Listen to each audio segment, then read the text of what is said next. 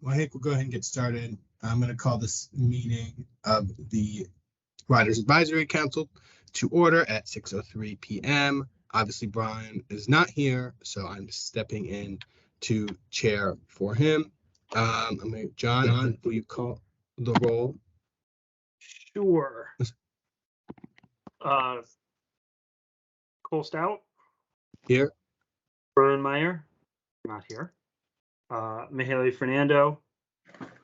Not here. Daryl Brewer. Don't see him. Jose Del Cid. Also don't see him yet. Mike Leibowitz. Here. And Pat Sheehan. Here. And Emma Wormser. Here. All right. All right. So I will then entertain a motion to approve the agenda. Unless someone has changes they'd like to make from the one that we were going to work off last week.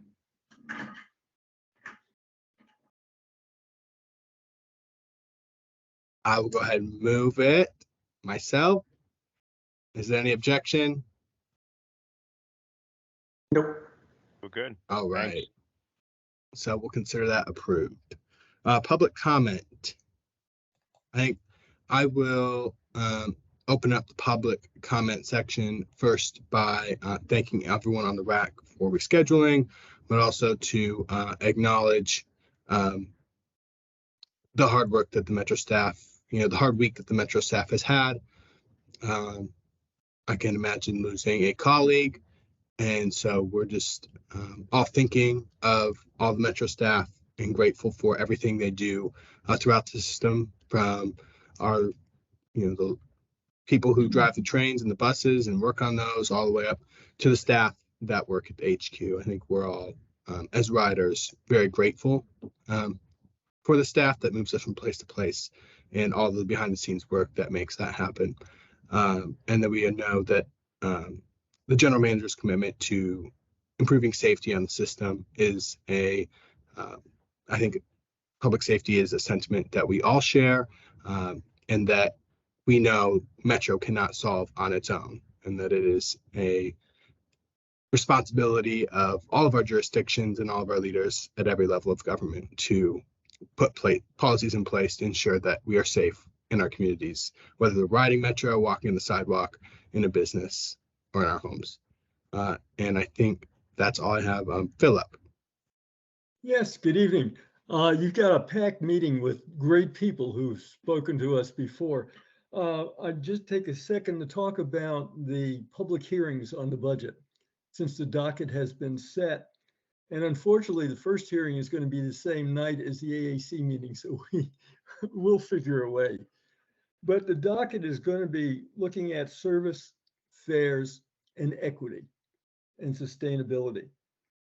And the Better Bus Project is great, and you're going to hear about it from Peter, who did a good job telling us about it. And one of the things we're focused on is the bus stops. And when you're looking at bus stops and talking to people, make a note of how many of them are actually accessible. Have curb cuts, have a sidewalk, are not being run over by bicycles because they're floating, et cetera, et cetera. So when you're gathering your information, please take a look at the bus stops. When you're looking at fares, one of the problems we have is a simplification of fares.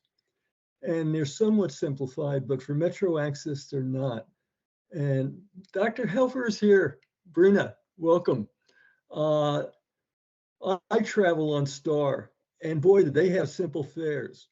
You knew what the minimum fare was, you knew what the maximum fare was, and you knew wherever you went in Arlington County, that was your fare. If you crossed the river into DC, it was an extra $1. If you went over to Alexandria, it was an extra $1. If you went all the way out into Maryland, it was an extra $5, but it was constant. It was the same fare both ways, every day, all time of the day. And if something like that can't be implemented, the $2 flat fare that's currently in existence on weekends and after 9:30 would simplify it so that we could understand it. And also, I know you're talking to folks to get input from the rest of the world. Please talk to some people at the elevator. They're usually on wheelchairs or mobility devices, or they're old. And also feel free to chat with someone in a priority seat on the metro. There are 4 of them on each car. But those are just things that I would ask. And Patrick will expand on it. And hopefully Rena will expand a little bit on flat fares. So thank you. I'll let you get on with the rest of your meeting. Thank you. Is there anything else for public comment? Okay, seeing none, we're going to go ahead and move into item number 3, our summer 2023 rail service outages. I think, Andy, are you taking the lead on that? Yes, I am, sir. All right, it's all yours. No, great. Well, first of all, thank you for having me, and thank you for acknowledging the tragic events of last Wednesday. Certainly a very difficult day. We're all doing our best, first and foremost, to, support Bob's family. We have been working very closely with them, and supporting them to the best of our ability. But thank you very much. It's been, challenging time, but certainly one that, hopefully will bring us together and, produce better solutions for the community. So that said, my purpose tonight is to talk through a briefing we presented to the board in public session about 2 weeks ago. So I'll just go through that. I won't go through in the same level of detail. I would assume the intent here is to be a little more conversational and, be available to answer any questions you may have. Next slide, please. So what we're trying to get after in the summer of 2023 is to continue our aggressive approach on advancing reliability and modernization efforts on 5 targeted projects. The first is roofing work out on the Eastern Orange Line. Second is fiber work and rail replacement work on the western end of the Orange Line. Then moving to fiber installation on the upper Green Line, Fort Cotton to Greenbelt, working to modernize our passenger information displays and our core transfer stations, and replacing outdated vertical transportation at the north entrance of DuPont. Just by way of background, I'm sure many of our riders, part of this committee, have been associated with Metro, certainly Patrick and Phil for quite some time. There was a time where we didn't do these types of major outages, and we certainly hope, in the future to get back there. But in the interim, we still have a lot of work to do. So in 2016 is when we really started to get after addressing some of our infrastructure challenges, with the commencements of SafeTrack. In the years following, the summers following that, we did do major outages between McPherson and Smithsonian. That was a major single track, and then Rhode Island Avenue on the Red Line, and then also down at Branch Avenue. And then we commenced in the summer of 2019 our 4-year platform improvement program, which we just completed the last phase this past summer between Minnesota and New Carrollton. So as we move through our infrastructure, we're really beginning to shift our focus more on, the modernization end of the business as we look forward to, the Metro we want to be in the next 30 to 40 years. The last bullet here, as you'll see in the slides, we do go through a very detailed alternative analysis, that includes all the variables and permutations we need to manage in our attempt to deliver, the best solution for our infrastructure and our customers. Next slide, please. So in the Orange Line, the first work event, we'll be doing some roof work. This is a runover and full transparency of our summer work. There are high voltage lines that run above Minnesota Avenue and Deanwood on the Orange Line, where we were not able to safely complete that work because for good reason, Pepco is not comfortable putting those lines down, in the winter or the summer during their peak season. So we will be doing, some work to finish the roof out at Minnesota and Deanwood in May. Next slide. And so I won't go through the details here, but I did, we felt like it was important to share, with our customers some of the thinking and the inputs, into our decision making. So we do intend to do a single track here, commencing May 12th, which is a Friday, and then wrapping up on Monday, May 22nd. So essentially, we'll be back to normal service on Monday, May 22nd. So it would be 6 weekdays. And then 4 weekend days to complete this work via single track for that time period. Next slide. Then the next work we'll focus on is some old running rail but west of Boston.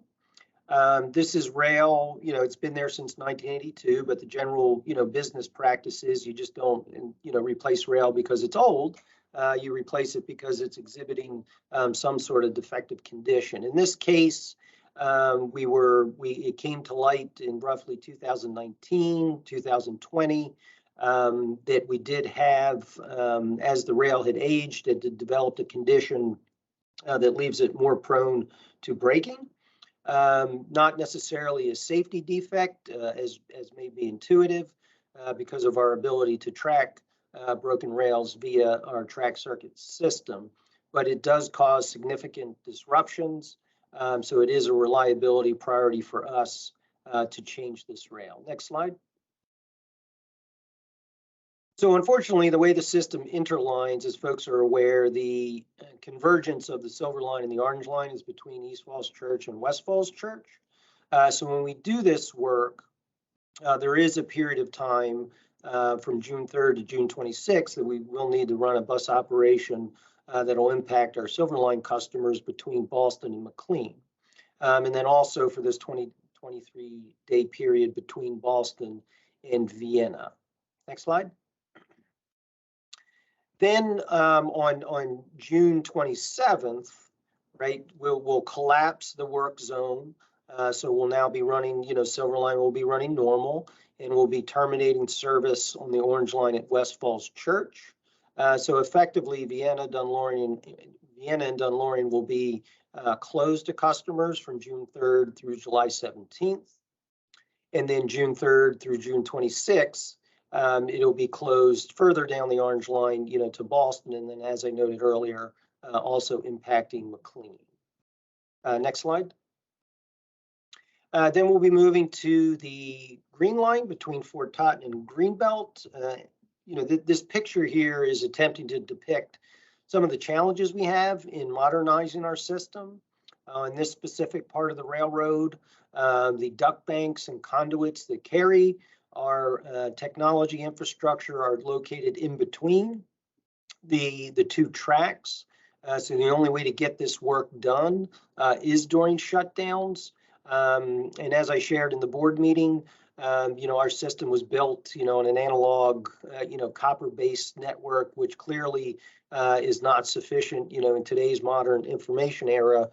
So we desperately need to, upgrade our backbone, to fiber, and we're trying to move that way in a more aggressive way. And hence, this project between Fort Totten and Greenbelt this coming summer. Next slide. So on the previous work zone out near Boston, we'll be done with that work on July 17th.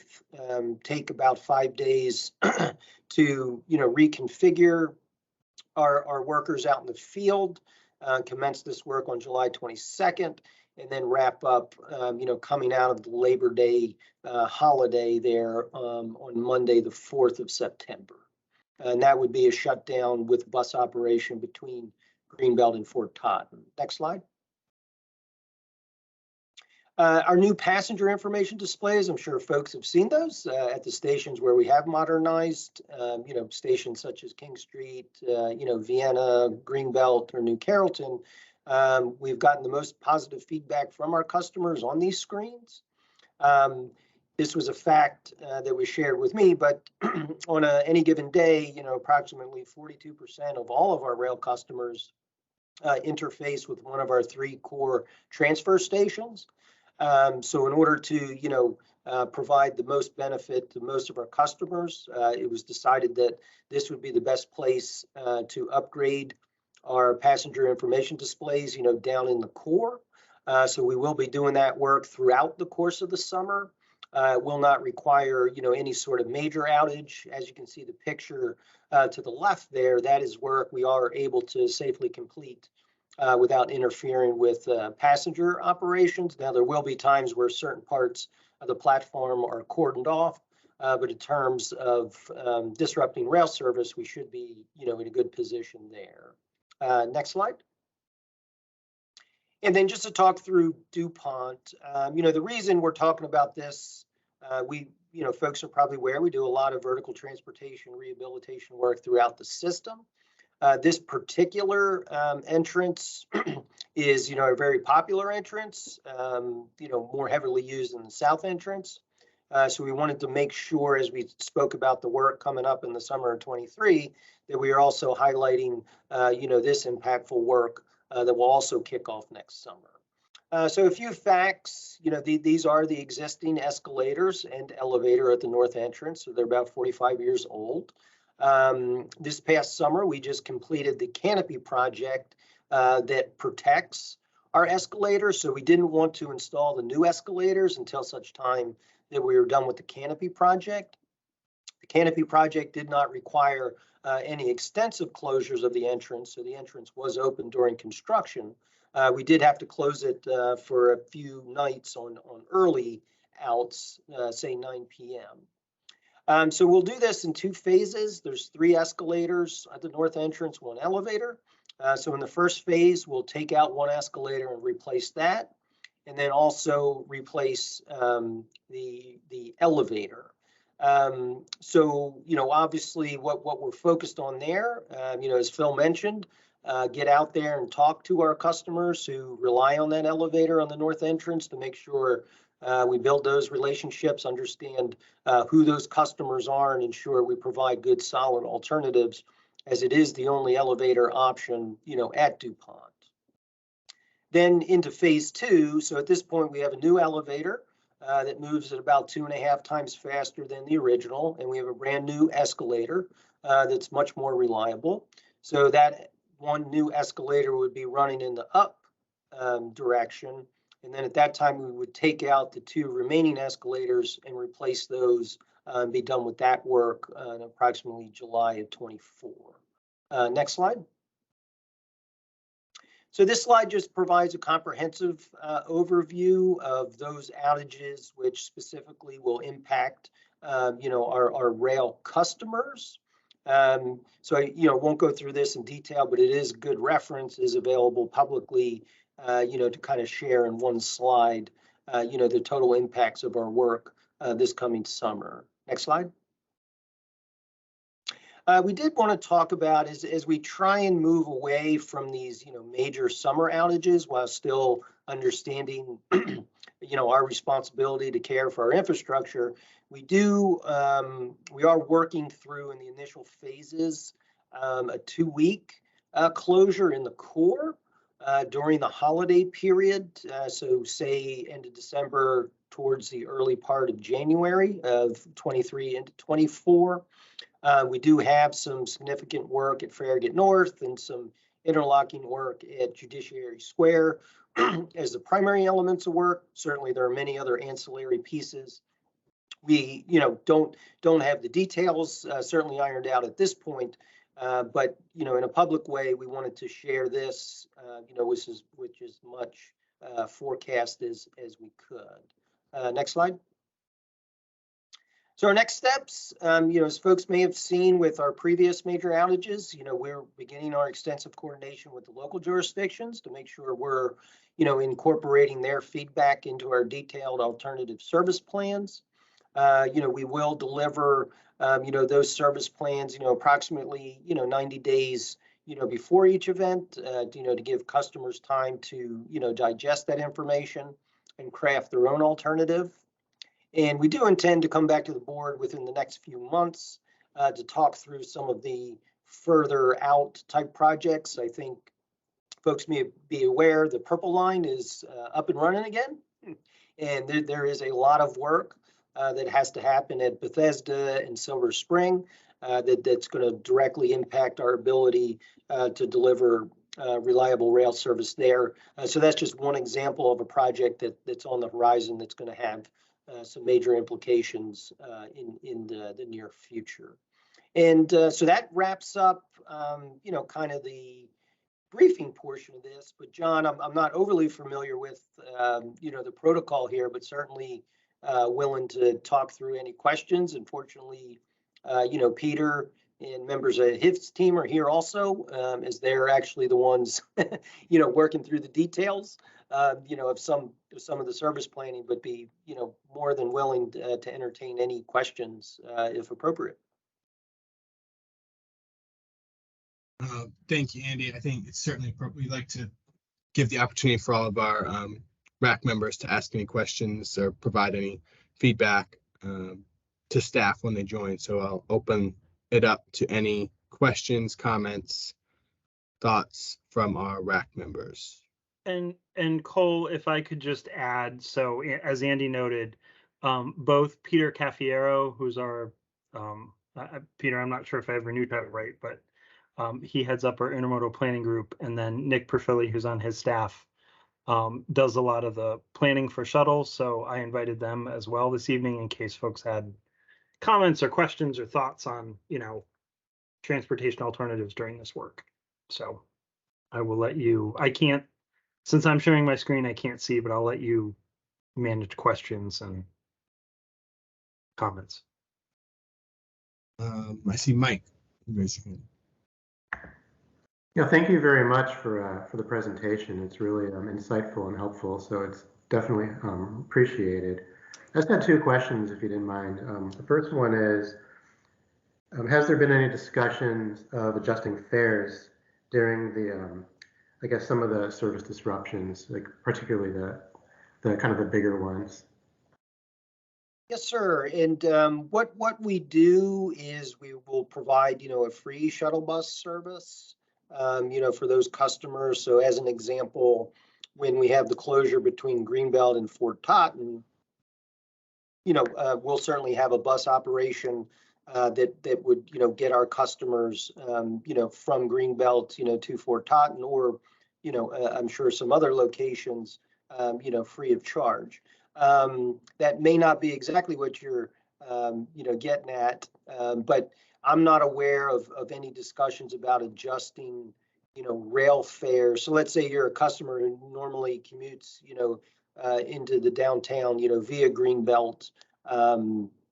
Let's say they make a decision to go to New Carrollton or Largo or somewhere else. I'm not aware, of any discussion about adjusting fares in that way. Peter, did you? Yeah, I just wanted to add one thing on the rail side. When we're shut down from Boston to McLean on the Silver, you would be going rail to bus to rail, like say if you're coming in from Dulles. So in that case, we do put in what we call a virtual tunnel. It's like essentially you're not being penalized to exit the rail system and come back in, which would normally be the case if you did something like that. So we do handle that particular fare. Okay, I appreciate that responses. I have a second question that's kind of along those lines as well, regarding the shuttle buses. And the reason why I asked this question is about ghost buses for the kind of these specialty shuttles. And the reason why I ask it is because in early January, and I understand there were efforts to kind of fix it on the app, the ghost buses and the regular buses. But in early January, multiple people had, my computer decided it wanted to restart now for some reason. Anyway, multiple people had reported to some members of the RAC, myself included, that the Yellow Line shuttle, particularly Yellow Line bus number 3, ghosted them on the app, and they were left in the lurch for over 50 minutes. So I just wanted to relay that concern and to just bring it to your attention to make sure that hopefully any issues like that can be resolved or anticipated before the shuttle buses take hold.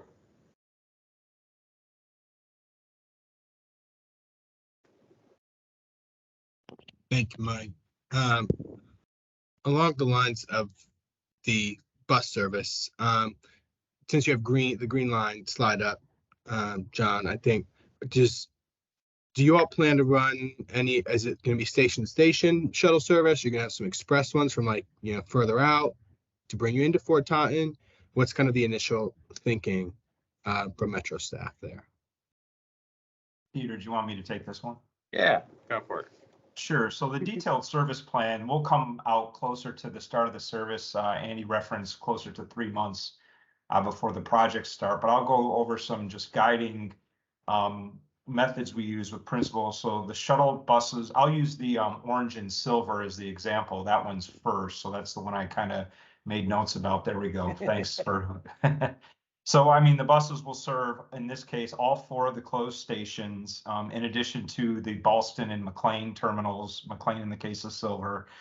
We always look to have a safe and seamless connections for affected customers.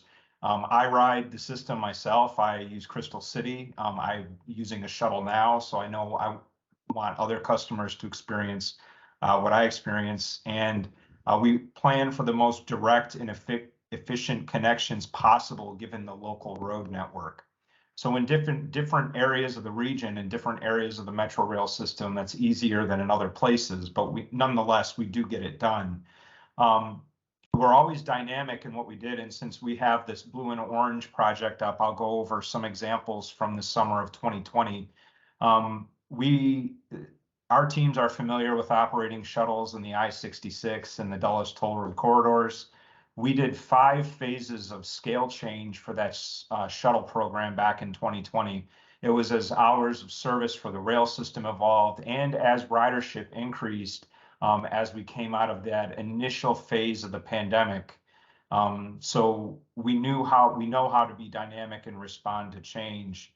And as Andy mentioned, we'll have to be ready for that around June 26th and into June 27th. When we go from the phase that's shown on this current slide to the phase where West Falls Church becomes the terminal and all the other stations to the east reopen. We'll look at ridership and the best way to accommodate all customers.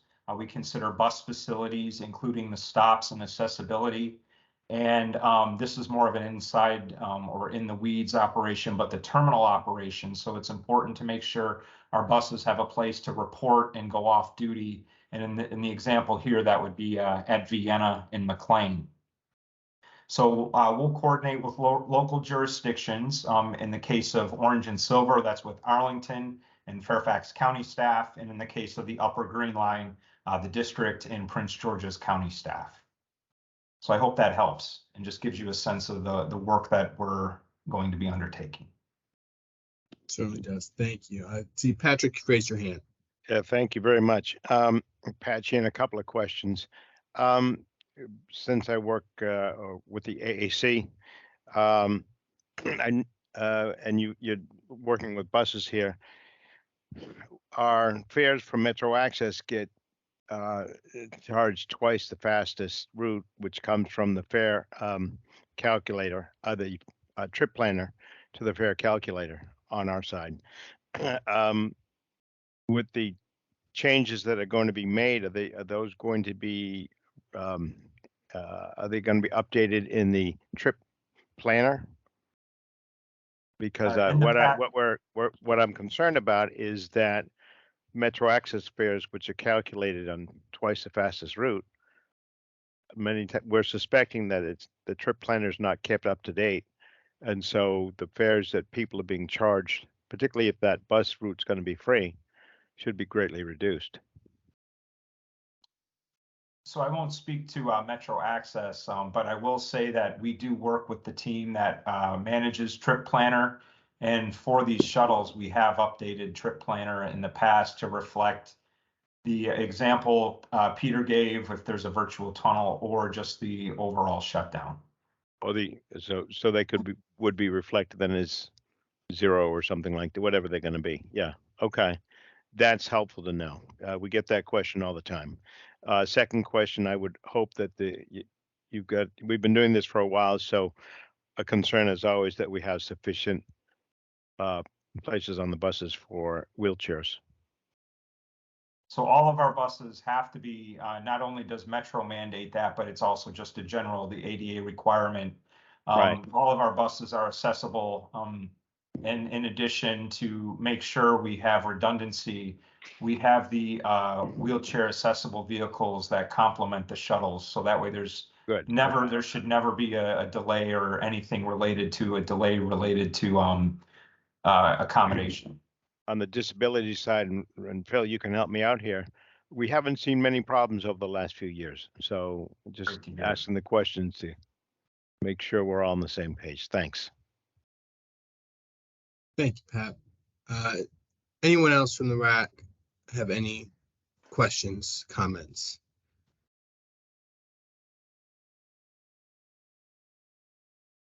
Okay. I'm not seeing any. So thank you, Andy and team, for sharing that with us. And we look forward to seeing those detailed travel alternative schedules when they come out. Thank you. Moving on, we will go to item number 4, our Better Bus network redesign outreach update. And if I heard right, I think Melissa, you are taking the lead on this one. Yes, that's right. Peter can give a brief introduction if he'd like while I bring up the presentation. Sure. So we're excited to be doing this project, first of all, and certainly excited to be briefing you on it.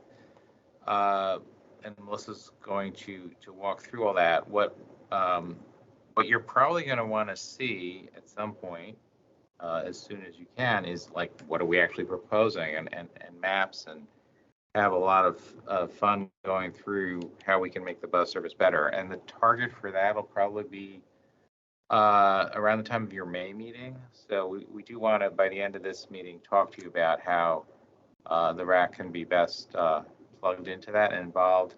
It may be something, I think it's something that's probably best done in person. So we will, there'll be several ways that the RAC can be engaged in that, and we certainly welcome your involvement. But we'll talk to that at the end of the presentation. Melissa's been one of the co-project managers and leading a lot of the work that's going on here. So take it away, Melissa. Great, thank you, Peter. So my name is Melissa Kim, and I work in Metro's Office of Planning, and our office has been collaborating with Peter's team to lead the bus network redesign project. So today I'm going to walk through the briefing that Peter and Allison gave to the board last month. The team has been working really hard on a lot of background to get to where we are now. So today, really, I'm going to give you an update on the engagement that took place as part of phase 1, what we did, what we heard, and then also going to provide a bit of an update on what we found from our existing conditions work and what we learned about travel patterns throughout the region, and what that means for how we can design the service to be better for the region. We're about a third of the way through the project at this point, and we're still aiming to have draft networks finalized by the end of this calendar year. And that means that, like Peter said, we'll be back out to the public again, maybe late April, May, with actual networks. And we're really excited to dig into those networks with you, with the public, with stakeholders, and really get into the details there. All right, so in October and November, I think that was around the last time that we were in front of you all. We had, we were really out in the public doing a lot of engagement. We had 18 pop-up events. We had 10 bus stop chats. We talked to over 10,000 people as part of these different engagement efforts. And as all that was going on, we also had listening sessions with public officials. Peter went to pretty much all of those, talking to a number of elected officials and DOT leaders from across the region. We've gone to all of our bus divisions to hear from our operators, because they're the ones driving the service every day, interacting with our customers the most. And then we also met with community organizations, other stakeholders, to hear what they need our bus service to be. Our largest form of direct feedback was through our survey effort, and we got about 6,500 responses to that. And so today I'm going to share some of the highlights of what we heard from that engagement, but we also have a summary report that is available on our website. I'll make sure that we we shared the link to that with you all, so you can take a look at that if you want any more details. This is a really multifaceted engagement outreach phase. So this slide just shows some of the different ways that we engaged both customers and stakeholders, key audiences, both in person, digitally, also in print. So it was a really collaborative effort between a lot of different Metro departments. And one of the questions that we asked that we really were interested in hearing about was what people think of our existing service. So first and foremost, we heard through the survey and through our in-person engagement that 45% of people that answered this question noted that the service is really good or excellent. And so that just tells us that we don't need to throw everything away within our network. There are some things that are working really well. So we want to be really thoughtful about where we are proposing, what we're proposing, where different opportunities are. Across all of our engagement, we heard again and again shorter wait times, so frequency of service, and then also arriving on time, buses arriving on time, reliability. Those were two things across the board that came out loud and clear. And that's consistent with what we heard in the bus transformation project, which was a precursor to this effort, and what a lot of our peers have heard through their network redesign efforts. We have some additional takeaways. Again, I'll share the document that has a lot more interesting takeaways, but we heard, for example, from operators that reliability is also really important to them. They need their breakpoints at the end and they want to be on schedule. So how can we think as an agency about the benefits of reliability, how we're scheduling our service that helps our operators just as much as it does our customers?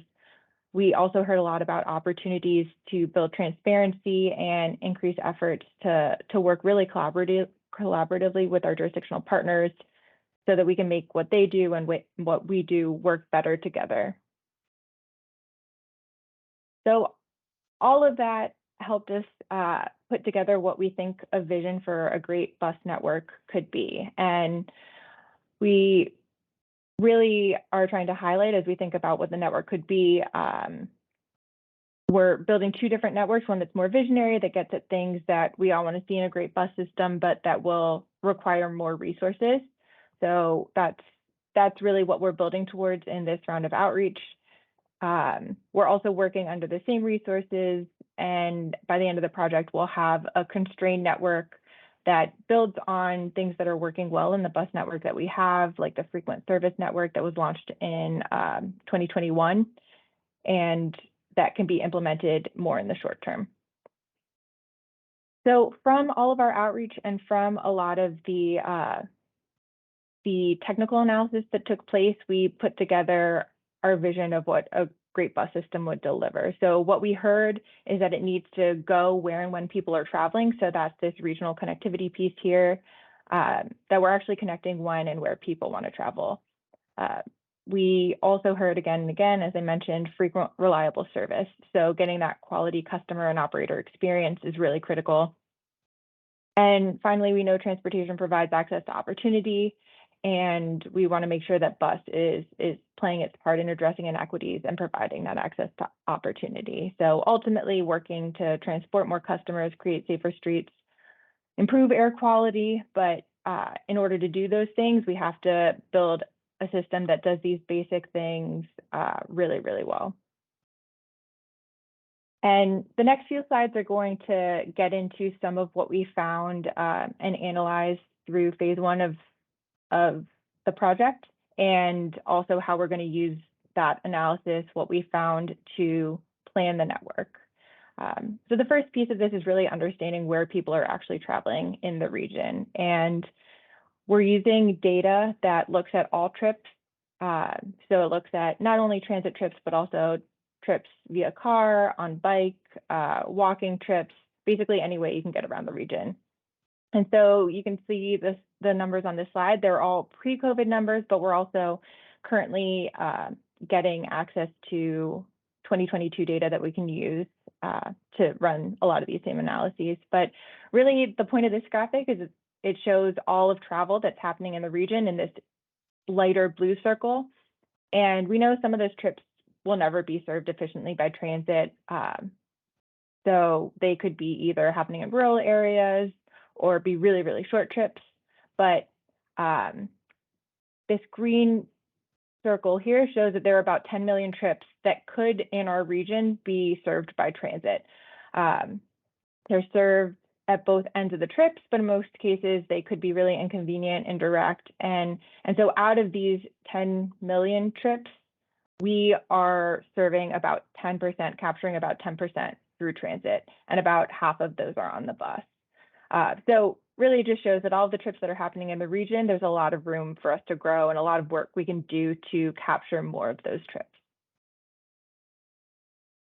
One key that we know needs to happen as part of this redesign is we need to design transit for when people are traveling. So we did a lot of analysis about when trips are happening, whether that's time of day or day of week. So you can see here on the left that a little less than half of 2019 trips were during peak periods. So that means that more than half were happening outside of peak periods. But our service, our bus service, is more aligned with peak period travel.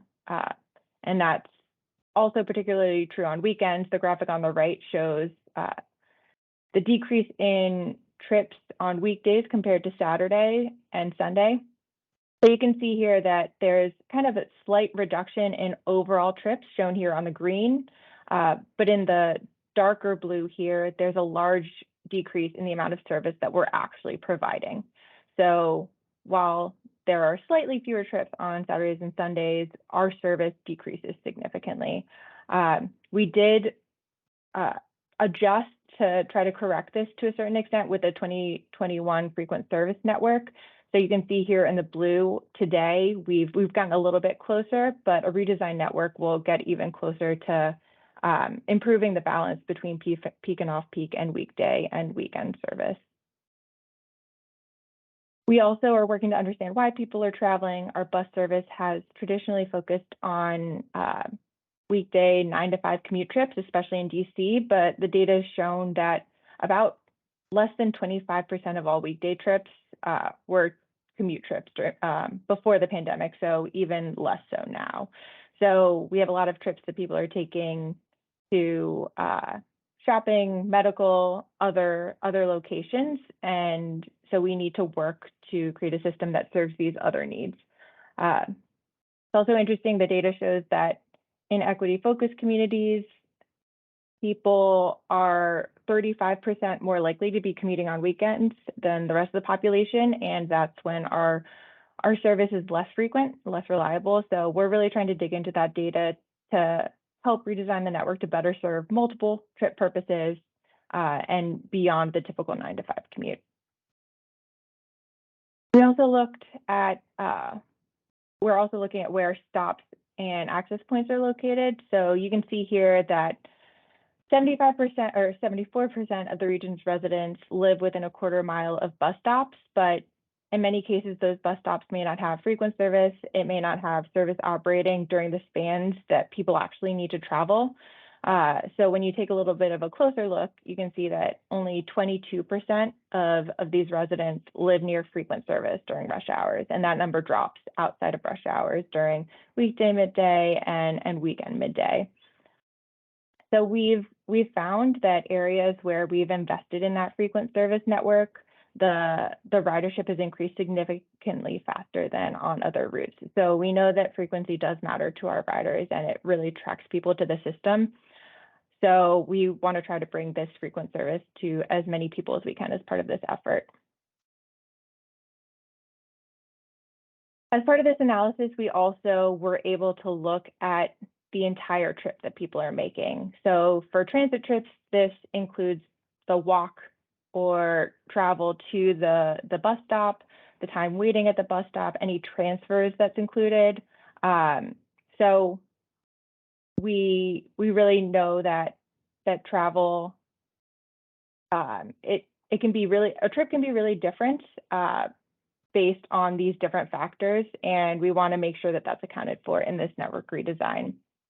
We also know that short trips, increased frequency really matters. For longer trips, direct trips are important to customers. We found this through the customer research and also in our analysis. So we're trying to build this into the network design that's currently taking place. Again, in addition to hearing this from our customers, we've also found through data, we know that reliability is really key. So we're continuing to work with our jurisdictional partners on transit priority throughout the region.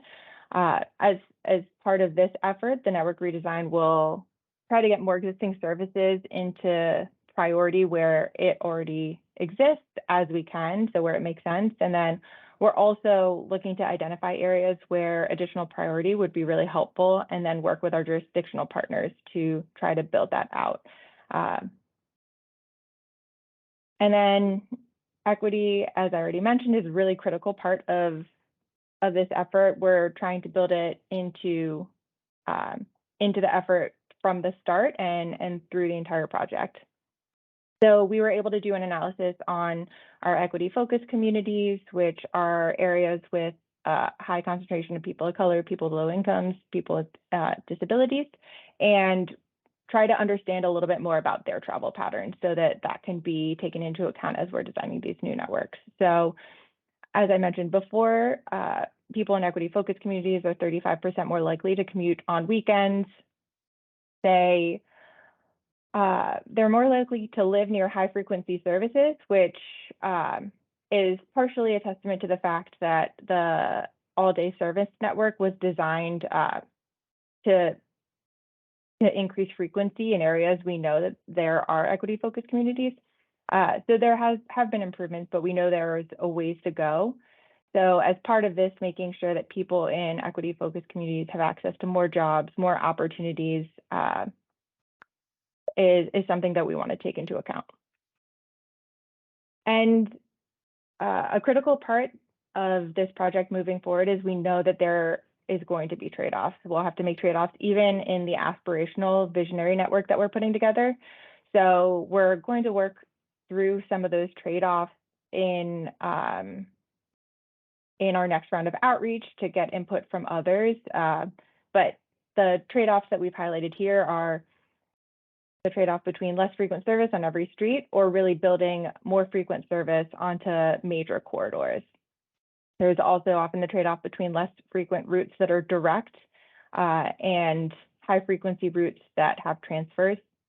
And another common trade-off that network redesigns consider is stops closer to more customers, so more bus stops along routes or faster buses. So in our next round of outreach, public outreach in April and May, we're going to talk a lot about the first draft network concept plans and really hope to get into discussions with the public, with stakeholders, and all of you to understand what your feedback is on these trade-offs. So as much effort as we put into outreach in the fall, we're going to have even more complex and in-depth outreach coming up this spring. And we're excited about that. Finally, there's a lot of other items that we know that a great bus system needs to include. So we've heard a lot from our pop-ups in the different parts of the community that cleanliness on vehicles is something that's an issue. We want to work on legibility and intuitiveness of our networks to make it easier for both people who currently ride, but also new potential customers to understand our network. And we also know there's opportunity to look closer at priority, look closer at scheduling these networks. So these are all items that we're keeping in mind as well. So as I mentioned before, our goal right now is to build out this visionary network, really what the region needs. And we're working with our partners and jurisdictions on this. We are partnering with Prince George's County and the city of Fairfax to redesign their bus networks in conjunction with redesigning the Metro bus network. We're also working with partners in other counties with their operators to really identify where service needs to happen and where do our collective customers need service. So we're preparing, as I mentioned, to go back to the public in April and May with these redesigned networks, and we'll look forward to coming back to you then. As Peter mentioned, we do want to get some input on how you'd like to be engaged during this period. So we know you have a meeting in May, which we could potentially have as a workshop where we can really dig into the details with you. And as he mentioned, in person would really be the best format for that, because the materials are pretty complex and weighty. So in person is just the best way to get your feedback and really dig into the details. We also would love for you all to come out. We're going to be having kind of larger public outreach events, and we'll make sure that you have all the details on those, because we'd love to have you attend those events as well, keep you as engaged as we can. But that's it for the presentation, and would love to hear any questions that you may have, any of your thoughts on the best way to continue engaging you in the May timeframe when we have the networks to bring back. Thank you, Melissa, and thank you, Peter, for all of your work to get all that outreach. You know, it's a big task to get everyone's input, but it's really valuable and helps us to ensure that we're responding to the needs of riders. I personally think coming and having a big in-person event in May is a great idea.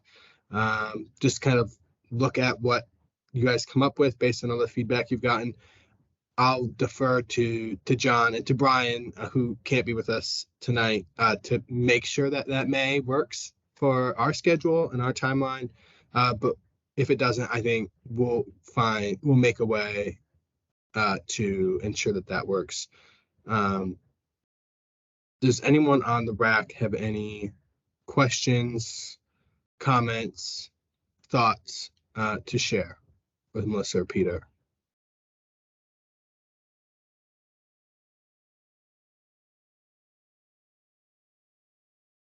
Okay, well, they're letting you off easy tonight.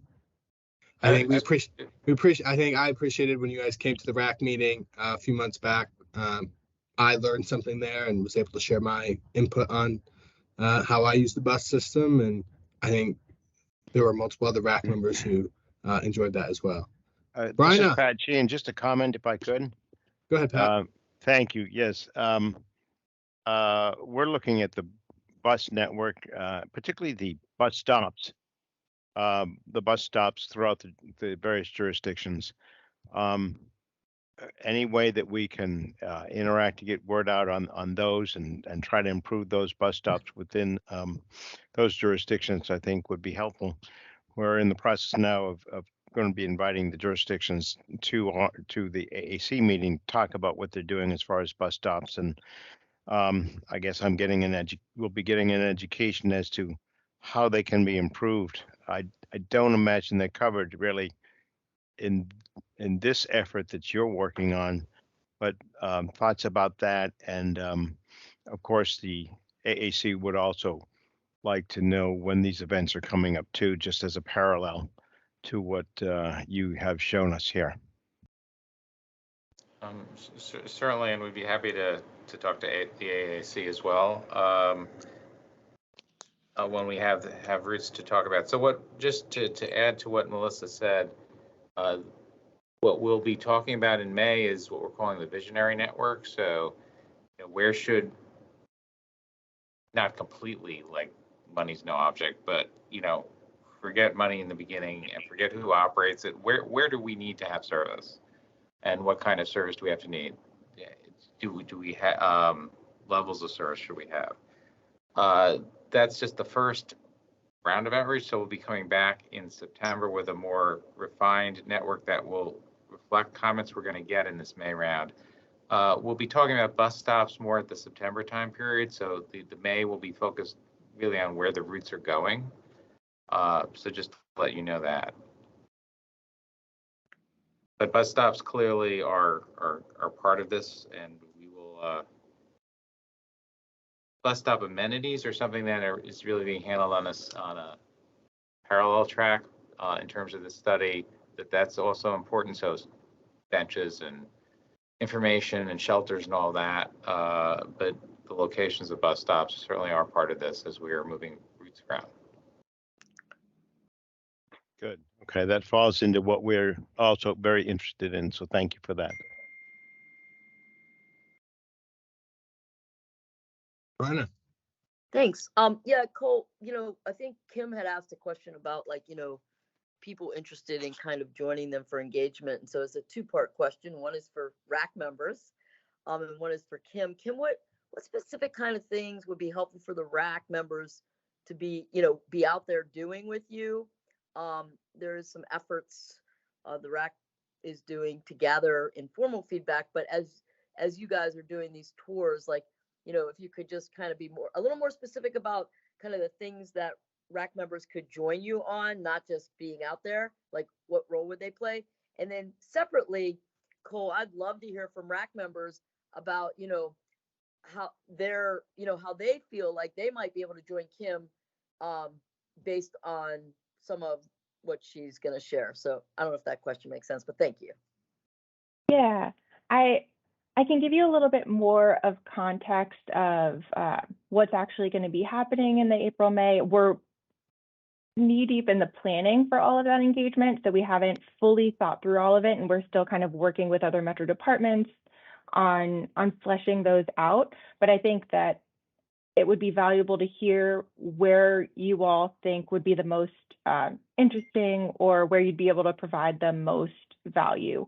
We're going to be doing a lot of different types of engagement. There will be kind of large scale meetings. The names of these are all going to change because I think we're trying to come up with more interesting names for the engagement events, but there's going to be kind of the larger meetings where we're inviting members of the public to come, and there will be a lot of different areas where they can engage with the maps that we come up with for the new networks, some more of the background information, that type of thing.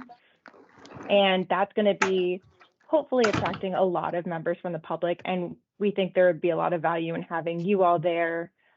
We hope to have elected officials at those types of events as well. We're also going to be doing the same types of pop-up events, but obviously with very different materials. So there's opportunity for you to come and work with us on those as you're interested. If you think that would be a valuable use of your time, we'd love to have you there. We also intend to do, this is probably less of an opportunity for RAC members, but we plan to do bus stop chats and ride-alongs so that we're able to talk to our customers, both who are waiting at bus stops, but also who are riding the different routes. And we're really going to target areas there where we think there may be a little bit more change in someone's trip. So those are the types of events that we're really thinking of right now. We're still working through all the details, but happy to work with John or Cole or whoever it makes most sense to share that information as those details get firmed out, and as we know locations for the pop-ups and we know locations for the public events. But that's really what we're thinking about here. And I apologize, it's Melissa, not Kim, so I it's apologize. Okay. No, no problem. So, Cole, hopefully that helps, really, kind of visualize some of those opportunities. And so maybe now the question is just with RAC members about their thoughts on what Melissa's proposing.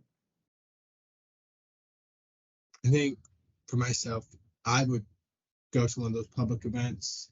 I'm not sure if we'd want, if it would be constructive to have some, to do something like this during one of our scheduled meetings. I think maybe a good idea would be, once you've kind of got those details finalized, maybe we just do a quick drop in April and say, hey, here's what we have planned out, set, and then we have more of a constructive conversation about what does it make sense for RAC members to engage on, and do we want you to come back and do more full presentation in May? I think that would probably be better than kind of speculating now about what we might be able to do, as before they get details really solidified. If anyone else in RAC has thoughts, feel free to chime in.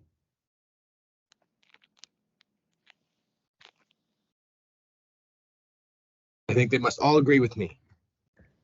I agree with good. you. I think that was great. We'll Good be job, sure.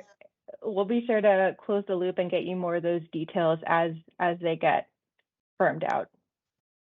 Thank you very much. We appreciate it. Okay, if no one has anything else for Melissa or Peter, thank you again for coming and for all your work on this project. We're looking forward to seeing what you all come up with and providing that feedback again. Next on our agenda, we're going to go to an annual report committee update, and I'm going to toss it to you, Mike. All right, thanks, Cole, and again, thanks to everybody who presented today. So I'm going to open up a few things on my screen. So what I wanted to do today is, and I realized that kind of have a little less RAC members as we normally would, but that's okay. So we've, bottom line is the annual report committee has concluded its information gathering phase for our first time doing this. And as I mentioned in an email to the RAC, we've gathered insightful input from more than 100 riders. And the metric that we use is we have a spreadsheet of about 42 or 43 entries that members of the committee incorporated into there.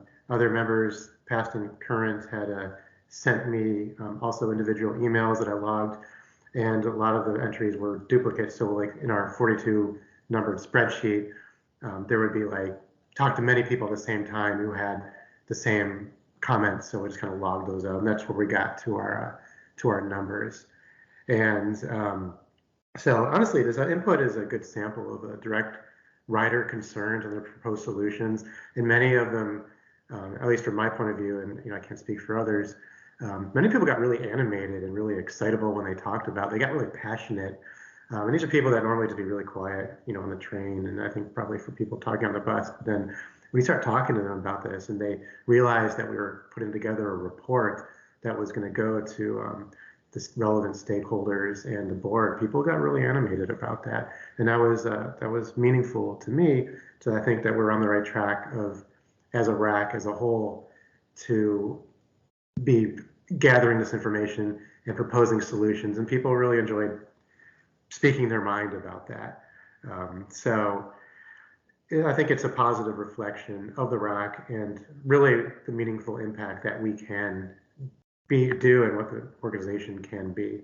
So what I wanted to do, I won't talk your ear off too much, is kind of go over some of the main concerns that members, or the riders had conveyed to the annual report committee, and also wanted to point out some of the proposed solutions that riders, I'm not talking about some of the ones that were kind of out there, but I'm talking about the ones that consistently showed up, the ideas that people consistently had.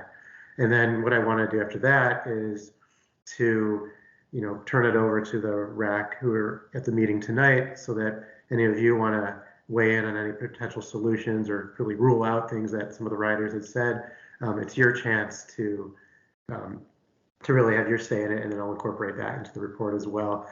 And as far as Metro Access goes, I'll defer to Patrick to provide, the rider concerns and metrics and that he has, because I know that he and everyone he works with does a lot of that. So I do, as Cole mentioned earlier in the meeting, I definitely want to acknowledge, what happened last week, the tragedy on the metro system, and certainly and as we talk about some of these solutions and ideas that riders have had, when we talk about safety and things like that, certainly, it's kind of in a different context, but just to know that we are cognizant of the tragedy and the feelings of people that knew, the person that was shot and all of those things like that. So let me get back to my screen. So bottom line is, many people did note improvement of train reliability. That was a pretty consistent comment that people made, but they also, caveat to that is, they also fear that things will return to what some said was the bad old days, or last year, as other people said. And recently, I will say, riders have anecdotally reported that it seems like we're experiencing more single tracking and switch issues over the past few weeks. So I think whenever things like that happen, it's not a one-off. I think it gets people thinking that, it's just things are going to get back to where they were, or at least the perception of where people think they were. But going into the items that people that wrote, and again, as I mentioned, that for the numbers that we had through our metrics, I did some math, and the issues that writers conveyed to the report committee was the smoking marijuana invasive customer behavior. 27% of our respondents brought that up. Safety was at 24%, fare evasion was 39%, and I think we probably can lump some of that up into just general issues of transit police or concerns that we'll get into. There were 12, one that I thought was insightful was 12% of the respondents mentioned card reader issues, and 60% of the people we spoke to mentioned something related to long-term health of the system and or consistency of operations. Parking lots and the cost of parking was 14%, and the bus frequency and crowding, at least for the people that we had spoken to, was 26%. And a lot of the comments that people made regarding the buses did tend to mirror the top ones that the bus committee that Melissa had wonderfully spoken to us tonight. So getting into, if I may, and feel free to interrupt me. I can't see that hand. If any hands are up, just speak because I'm on another screen to look at a Word document. But so the common theme is that riders want significantly greater investment in the transit police. And I just read just tonight that there are some efforts to use, I may be butchering the actual thing of this, but off-duty uniformed DC police officers. I imagine there's an MOU somewhere involved that to go to targeted, based on data, targeted metro stations to kind of be more present and handle things. And I think that's a good start based on what riders have told us. But before we get into the more of the safety ones, talk about the one that kept popping up was the smoke and marijuana in the trains and on the buses and in the stations. The other anecdotally, I'll tell you just personally, the other day I saw a guy with a trifecta. He had a marijuana in one hand, a cigarette in the other hand, and some whiskey kind of in a pocket. And he also had a box of oatmeal for some reason that he was trying to get people to give him money and then trade him for oatmeal. But anyway, that's just more just for color, I suppose. But what riders have proposed solutions for the smoke and marijuana, and I kind of jotted down the consistent ones where they want transit police enforcement. Riders have recommended a surge in stations where frequent smoking is occurring, and they also want to have they have transit police patrolling the trains or riding on buses during rides, and for trains basically moving between the cars to deter and enforce as appropriate, and issue citations for observed offenses. Riders have mentioned banning repeat offenders from the system and ensuring that transit police are trained and equipped with body cameras to avoid incidents. I think riders are cognizant of kind of the greater trend, or at least perception. When you're dealing with issues with police interaction with people, and just got to be careful that things don't escalate unnecessarily. And along these lines, the recommendations from the riders is make frequent announcements and publicize the fact that these crackdowns are occurring to, again, help deter this behavior. So move on to fare evasion, which, again, this is one that I think was probably elicited, besides the smoking and marijuana, this was the one that elicited the most passion from riders. And I was surprised by this. I guess I wasn't passionate enough about this on my own, but although I've seen fare evasion, but there is, from the riders we spoke to, there's overwhelming support, again, for transit police presence and investment in transit police resourcing. Common suggestions. Riders want or suggest crunching the data of the times and places, we're talking about trains or bus lines, to identify most frequent and consistent times and places where fare evasion occurs. And then the suggestion is to dispatch transit police to surge and be present at strategic evidence-based times and places to deter fare evasion and or issue tickets. And this is another thing where it may possibly an MOU with local police to assist if they're amenable to it. Might be something for that as well. And riders have suggested ensuring transit police, again, are trained and equipped with the body cameras to avoid the incidents, and really have a clear SOP if fare evader is approached, which would be to first invite them to pay for their fare before issuing a ticket, because again, the goal is to deter, not to punish at all possible. Riders also just suggested collecting photos of fare evasions when they occur, at the stations. I'm not talking about riders doing it. I'm talking about cameras within the system themselves, kind of timed when the buzzer goes off and people hop the gates.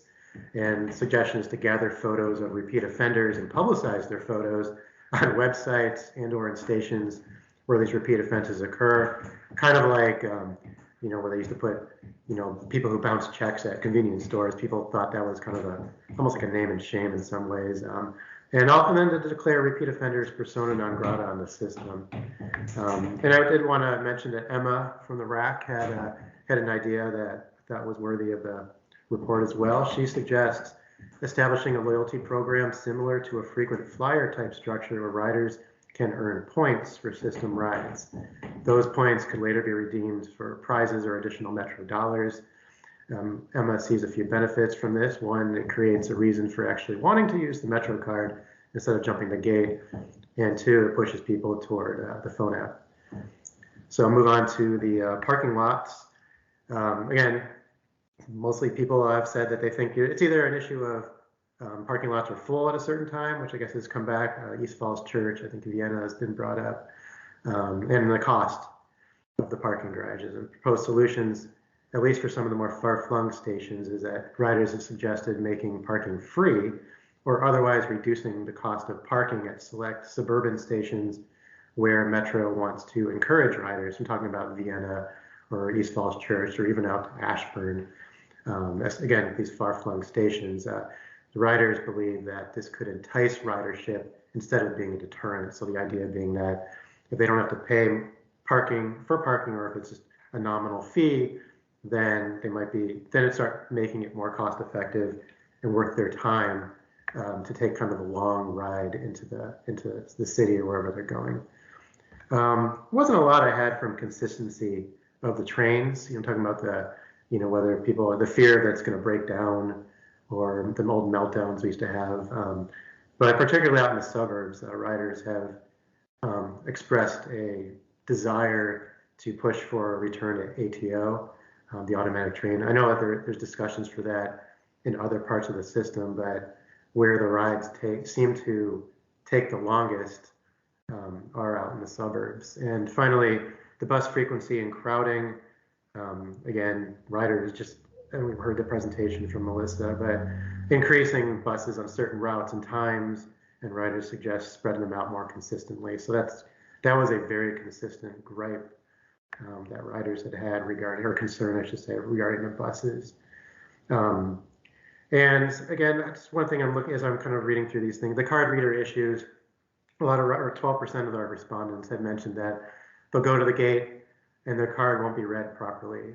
So some people have observed that sometimes, if there's a crowded and there's people behind you and your card's not working, you can't just walk out to turn around and go to the next fare gate. Some people will just jump the gate just to kind of like save themselves from that. So I don't know how much of that is part of fare evasion, but it's just something to think about. So that is kind of as brief as I could make it for what the data that, again, not scientific, it's just based on our ridership outreach that the committee, all of us, had done. So I wanted to open the floor to anybody that might have any proposed solutions to these kind of main concerns that riders have had and expressed to us. And if you don't feel comfortable doing it now, if you wanted to send some of these in writing, just email it to me, that's fine as well, and I can incorporate that. So whatever best, but I wanted to open the floor up. Thank you for listening to what I have to say on behalf of the riders that we talked to.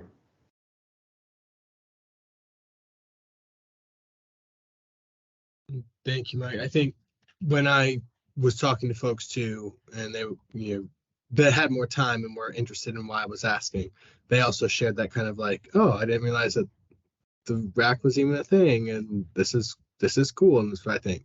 So I think I heard that sentiment as well. Anyone else have anything they want to say? Mike, what you want to share what the next steps are?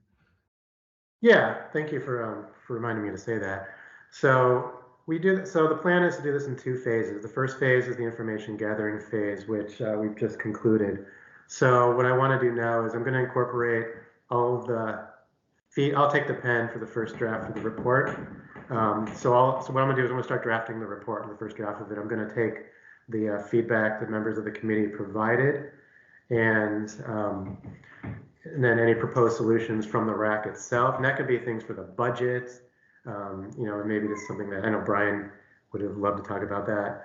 But you know, all that input and feedback from the writers, and I'm going to incorporate that into an organized, cogent report, and then going to send it out to members of the committee for their review and chop, and then send it off to the RAC writ large for the RAC's approval.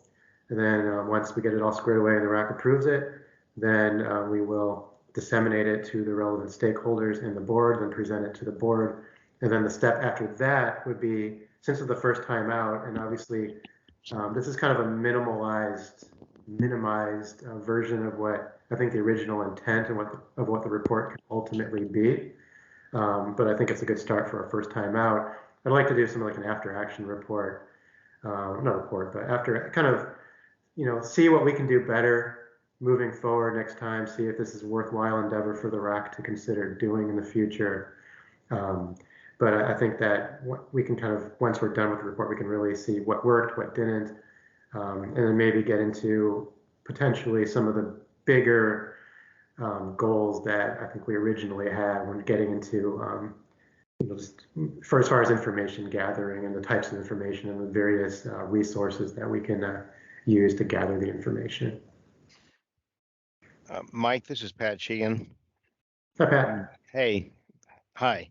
You've been very nice nudging me gently or whatever, which is better than I deserve, for Metro Access issues, which I can supply. I'm not quite sure I can give you the percentage because, of course, as a different group of folks that, you know, we're at a different meeting, I guess I can give you like the top 10 things that they're concerned about. Not sure about the percentage of people that are concerned about it because we don't look at it like that. And then I guess, are you also looking for, you know, resolutions to some of these issues or just the issues themselves? Yeah, thank you, Pat. However you want to convey the information is fine. Okay. My main concern or point is that I think Metro Access definitely should be, you know, included in this for many reasons, as you're well aware.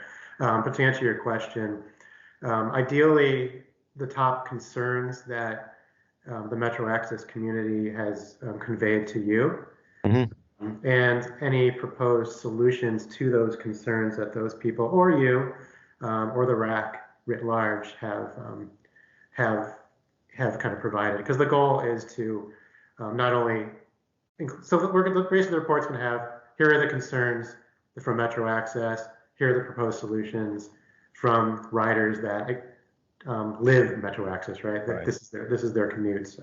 And I think that's the most powerful part of that, is to get straight from what the riders, because again, we're advocating, we're speaking, the report is on behalf of the riders, and we're kind of that conduit for them. So that's where I think the solutions and the concerns, I think, would get us to where we want to be. This first report. Will do. Good, sir. I'll get that to you. Thanks. Thanks. Hey, Mike. This is Emma. I think something, you know, you mentioned that safety seems to be a big thing that's come up for folks. It would be helpful, maybe, John, if we could get somebody from Metro PD to actually present to the RAC, because before I can make recommendations on sort of maybe potential solutions, I need to understand what the system is. I know I've texted Metro PD a number of times when I've seen, you know, people with weapons or threats or anything that I deemed sort of dangerous.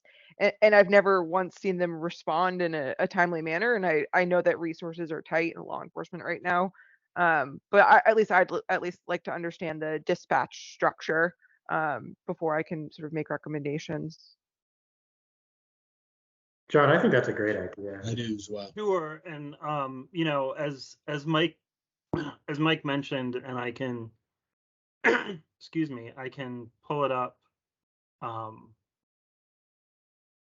me just find it. You know, like, I think you all, or some of you may have seen it, it just came out today. So it's timely that we have introduced or announced a partnership with the Metropolitan Police, who are, the DC, the district's police force, to allow for sort of increased coordination and assignment of MPD, Metropolitan Police Department officers, to certain metro stations that have been identified as sort of high need for both presence and visibility. So, in addition to some of the things that the transit police have done internally to, try and increase the number of officers out in the system, this will sort of add to that. And I believe we're also working, this agreement with the DC's MPD is the first, but we're also looking at agreements with other police departments within our service area to sort of replicate that coordination with those departments as well. So yes, I think it would be, if it's of interest to the RAC, I think that's definitely something we can ask the chief or one of his representatives to come and, sort of talk through not only, what they're doing to keep the, to keep the system safe and to increase accessibility and visibility of officers in the rail and bus systems, but also some of the considerations that they are sort of weighing. I think anyone who has lived in America over the past 5 years, knows that policing is very much a balance. And so, I think it would be helpful also to have them come and discuss sort of the factors that they're looking at to strike that balance. So, that's something I think we can try and set up for your March meeting. Thank you, John. And I would say, I can start working on the report, understanding that for the March meeting, we're going to have this, the safety part of it can be expanded upon for us as far as our research and questions that we can get from the police. I think that's really helpful. Well, and I think it would be helpful, if you're gonna go to the board with something, you all are in the position to, to sort of get that insight on what Metro is doing and provide comments on it. So I think that would be beneficial for a lot of reasons. And if that's what's coming up as top of mind for riders that you all are reaching out and talking to, I think that's an appropriate meeting topic. So I will let Brian know about that once I talk to him after this meeting, but we can move forward with trying to schedule something there. And I don't know if everyone has seen it. I can forward around a link to this announcement after tonight's meeting. Yes, on the website.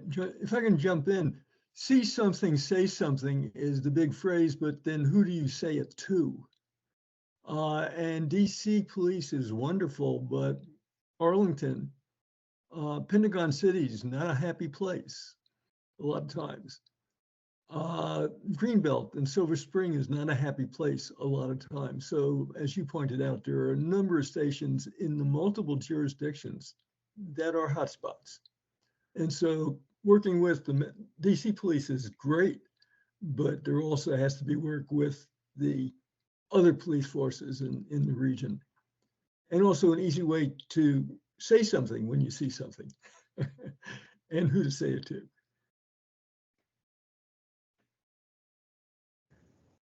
Hi, this is Jose. May I speak? Oh, by all means.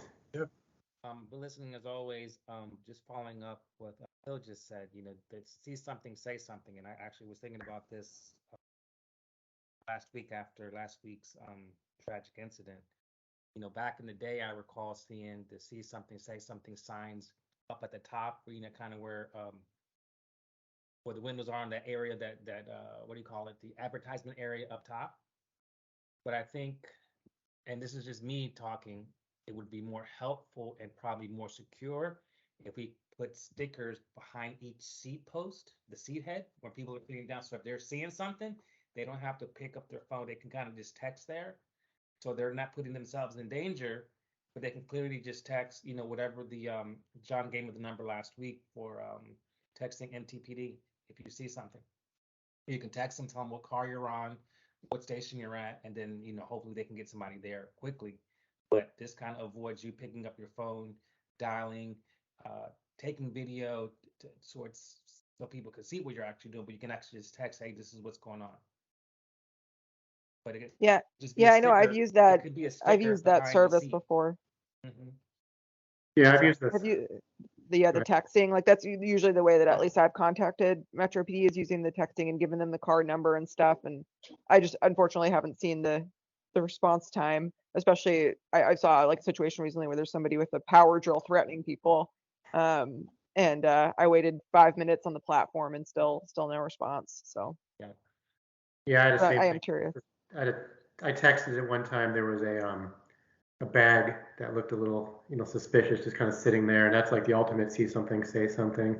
So I texted it to and then I think maybe my entire ride nobody came, and finally somebody came and you know, inspected the bag, and it turned out to be a Metro worker had left their bag like with a bunch of stuff in it, like right there. So yeah, that's a good point, Jose. Thank you. My pleasure. You know that it's on everyone's minds, and you know you see stuff. You know, I ride the train every day, coming in and going home, and you just see things. But it's just like when you react, you know, we put ourselves in danger, and it could just escalate the situation more.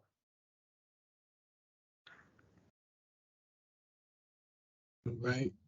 I think, yeah, John, it'd be great to have someone from Metro Transit PD to be in. Looking forward to seeing what you and Brian can come up with there. Is there anything else for the annual report committee update? And Cole, if I could just add, I know that Mike touched on a lot of things that you all have heard, and so you know, there were some other things that you touched on that I know stuff is in the works. Just thinking back, you know, like I think there's something in the works regarding body-worn cameras for police. I believe that there's stuff in the works regarding the return to automatic train operation.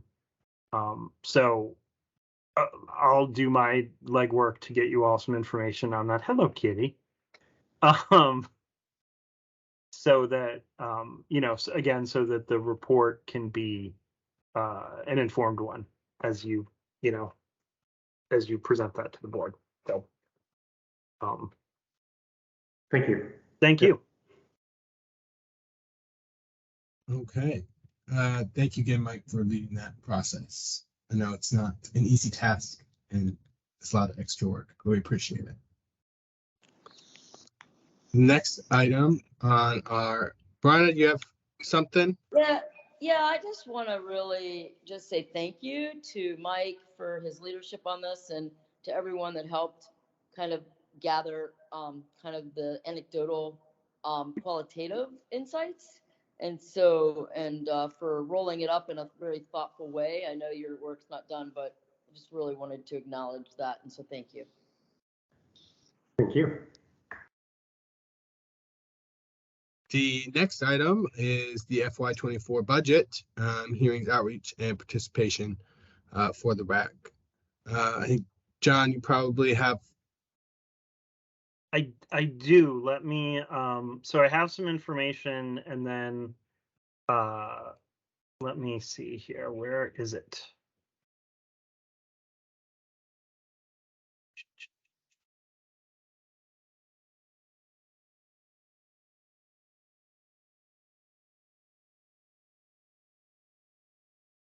Okay, budget season.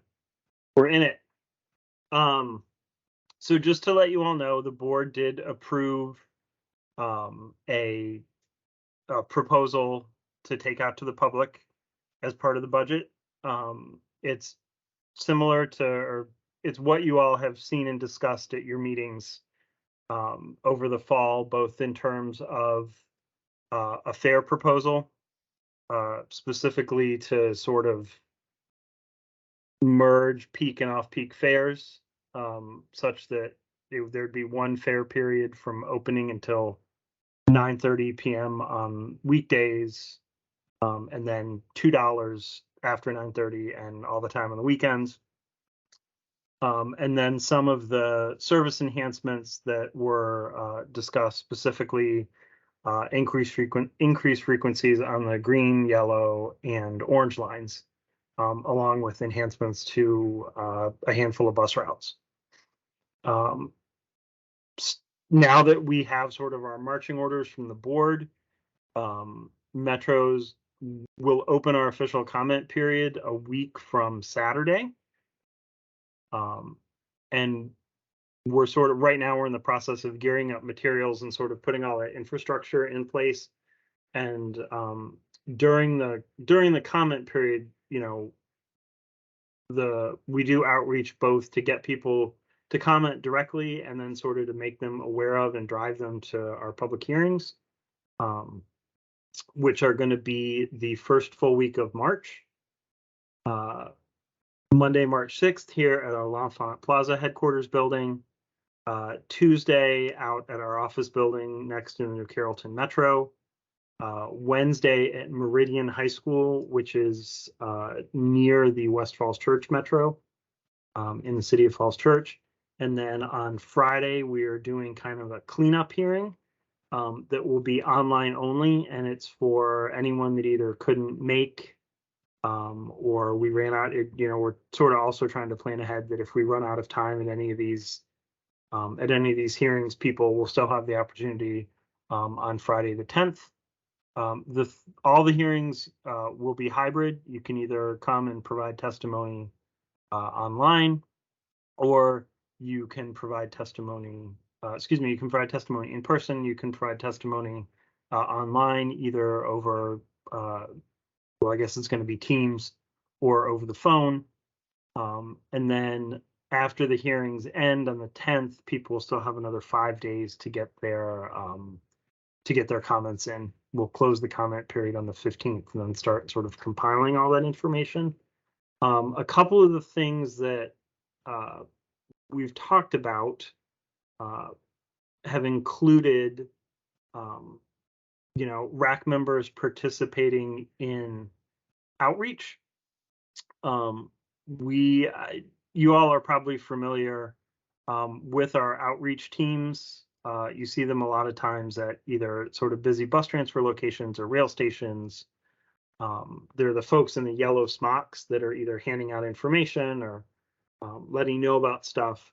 You know, if members are interested in participating in any of those outreach with the outreach teams to sort of either ask questions of folks or sort of hear what people are saying, you know, you're welcome to do that. There's going to be a training for outreach workers on Friday, the 17th of February, from 1 to 2:30 p.m. It's something you can participate in remotely. If you're interested in sort of hearing about, you know, sort of how we're training people to talk about the budget, I would, you know, you're welcome to attend, even if you don't want to go out with outreach teams, even if that's something you would like to use just to sort of learn more about the proposals and just talk to your own networks. You know, that would be could be a good opportunity, you know, if you're not 100% on all the sort of complicated and wonky ins and outs of our proposed budget, you know, to attend to get a little bit of grounding. And then, you know, if RAC members are interested, this is something I know that Brian and Bryna and I have discussed, was that at each of the 3 sort of hybrid hearings where we'll have a physical presence, that, you know, we're happy to make space available for the RAC to have a table or fancier, if you want to go fancier than a table. Space to sort of hang out a shingle and talk to folks and hear what people are saying. And also, also it's an opportunity for a little bit of visibility for you all. I expect our budget hearings are going to be well attended, relatively speaking. I don't know that there'll be the standing room only bangers that we had pre-COVID, just because we're in a little bit of a different time, but I think we are still going to get a fair number of people and people who are interested in and passionate about their transit service. And so that's sort of y'all's target audience. So if that is, if that sounds like a worthwhile endeavor, we can sort of set up a sign-up sheet and then finalize it at your meeting next month. And then, if there are any additional outreach events that anyone in the RAC wants to do or, has thoughts about, now's sort of the time to bring them up or sort of put them out there, see what the group thinks. Question for you, John. Yes, sir. So at these budget hearings, does someone from Metro kind of go over the whole budget and then they just say open mic, share what you think? How does that Yes. I just, from someone who's never gone through the budget process before, been engaged before, what does that look like? Sure. So our budget hearings are sort of a play in 3 acts. So the first part we'll have for about an hour. So from about 5 o'clock to 6 p.m. when the hearing starts, we have what we call an open house. It's where subject matter experts, including some of the folks that you saw here tonight, will be present to engage one-on-one with people to talk them through the proposals.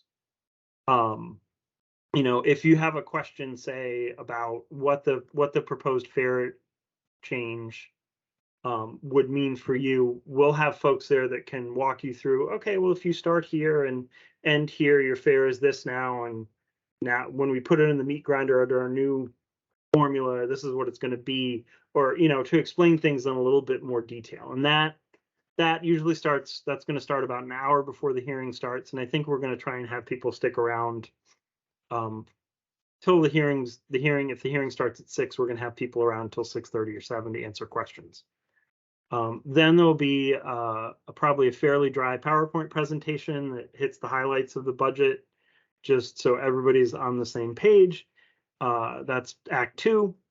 And then Act 3 is we sit back and listen, and everybody has either 3 or 5 minutes if they're an elected official to sort of say their piece. And we consider them opportunities to listen to folks. So there's not really an opportunity for back and forth.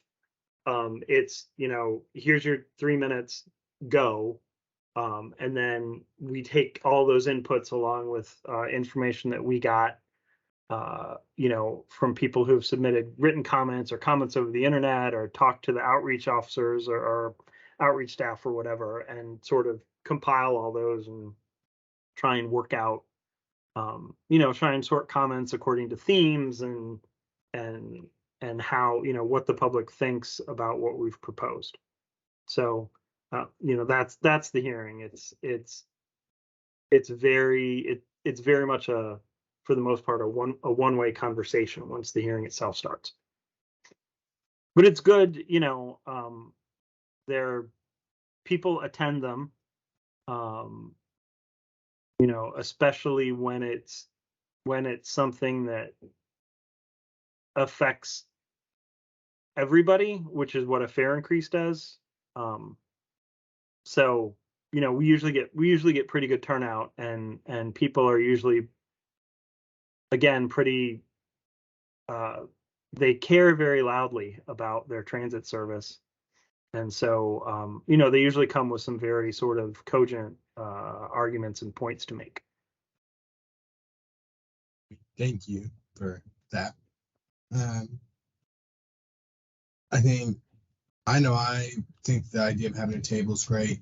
However, with the caveat that I actually can't go to any of the hearings in person because of other commitments I have, but I would love to hear what any of the other folks in the RAC who are present might think. And then also we'll have another question about, I think we discussed back in, it was December, and kind of gave some initial like thoughts, especially around fare optimization and turnbacks. And I wonder, this is probably also a question for Brian, John, that you pass along, is what do we make formal recommendations? That would probably have to happen in March at our March meeting. So, the comment period ends in the middle of March.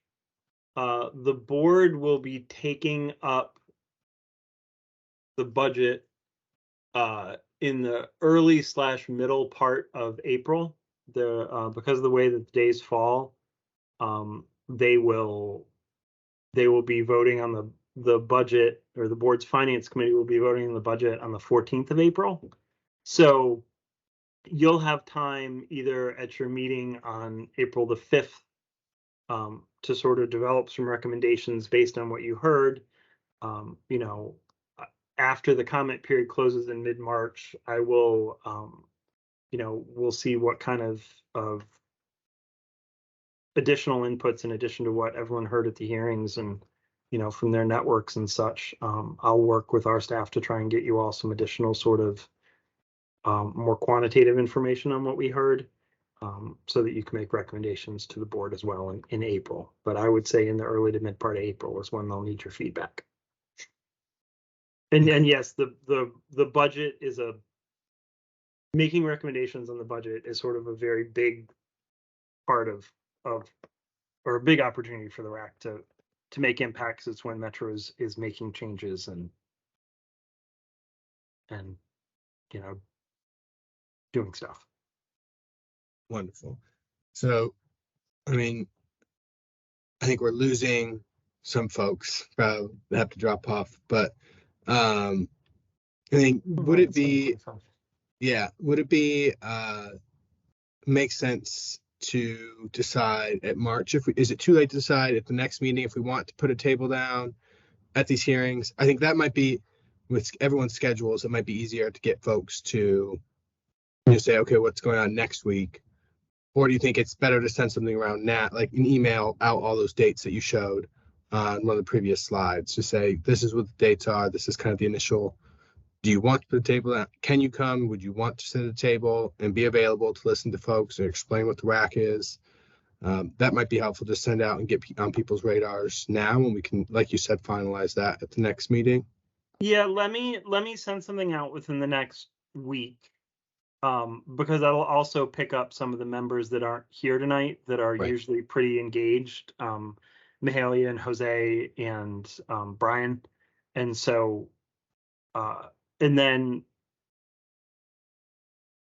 depending on level of interest, I think maybe y'all can make a more informed decision in March of, well, only one person said they were interested, so that doesn't seem worth it. Or, 6 of the 8 of you said they can make it.